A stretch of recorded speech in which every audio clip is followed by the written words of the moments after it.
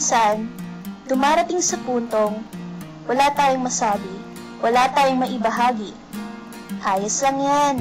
Pero paano kung yung katabi mo mayroon? Paano kung alam pala niya ang sagot na hinahanap ng lahat, pero hindi niya magawang magtaas ng kamay? Tulungan mo siya.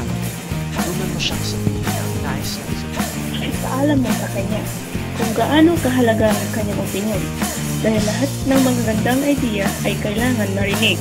Hindi importante ang kung sino siya, kung ano siya, at kung saan siya galing. Kung may ibabahaging ideya at may maibibigay na sagot, tulungan mo siyang magtaas ng kamay. Kampanang yayanig sa bawat nilalang, magigising ang lupang kulang sa dilig. Ikaw ang magsasabing kaya mo to, tulad ng isang tanglaw sa gitna ng bagyo. Isigaw mo sa hangin, tumindig at magsilbing liwanag, liwanag sa dilim. Harapin mong magiting ang